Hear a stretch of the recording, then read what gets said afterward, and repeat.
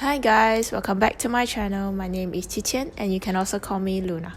So in today's video, I'll be talking about what are the 5 things that I wish I knew during my first year of medical school.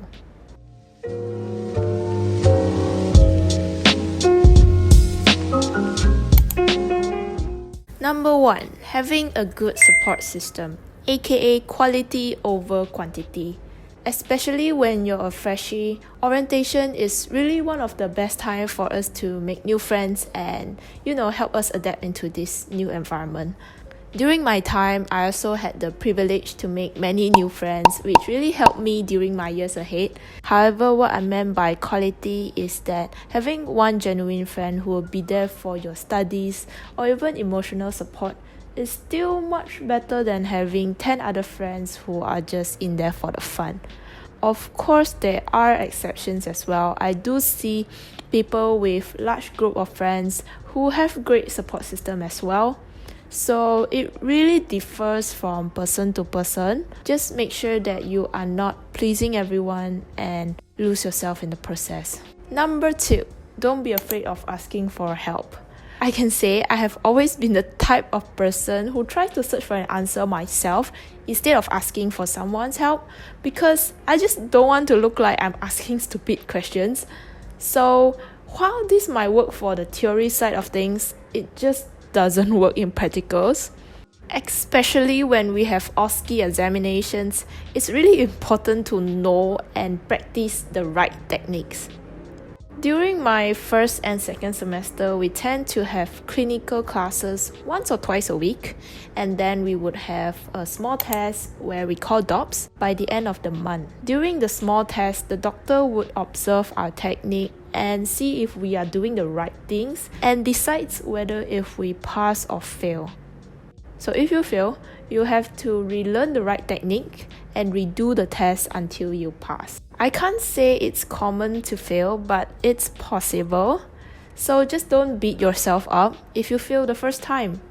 Get back up, relearn the right technique, and try again. I failed my DOPS for blood pressure taking, and yes, it was my first fail, so I can say I was devastated, honestly.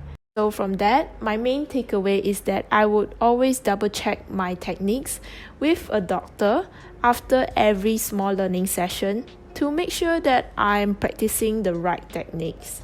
And ever since then, I would always have at least one doctor from our clinicals to check my technique at least one time before I go for the small test and have them correct me on the spot.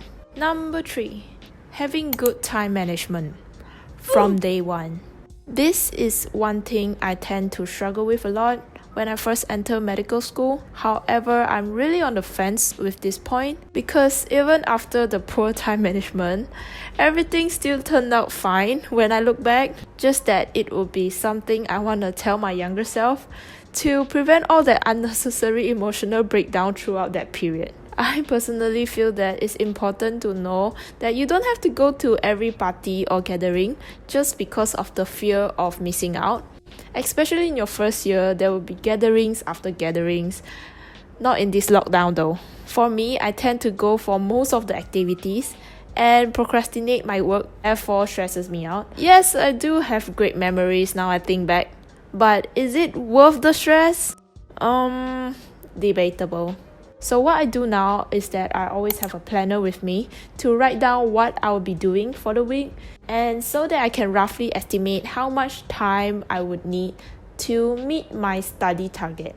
It also helps me to make sure that I don't miss out any important tasks. It's been working well for me up until now, and I would highly recommend it. Number 4. Just reading lecture notes is not enough. This is very subjective though. It depends on who made the lecture notes or what subject it is. For less complex and direct chapters, lecture notes should be sufficient. However, for chapters which are heavy on their concepts, lecture notes are just not gonna be enough for me to get the whole picture. One good example for me is the sympathetic and parasympathetic mechanism in the cardiovascular system. I was so confused when I first read about it on my lecture notes because it was so simplified that I can't seem to connect the dots. I was struggling for a few months with a few other chapters until I met a senior, which he told me to go check out some YouTube channels. One example would be Armando Hasudungan, which really helped me a lot. You know, it's always that one guy from YouTube that makes everything 100 times easier to understand as compared to your lecturer. I'm sorry, it's the truth. Now that I'm year 3, I have a few other suggestions for those incoming year 1s. You could check out Ninja Nerd from YouTube or Osmosis. They make concepts easier to understand with a shorter time. If you have a little more time or is interested in learning more in depth, do check out medical books. Medical books such as Robbins for Pathology has been very useful for me up until now, so do check it out. Last but not least, number 5, making notes neatly.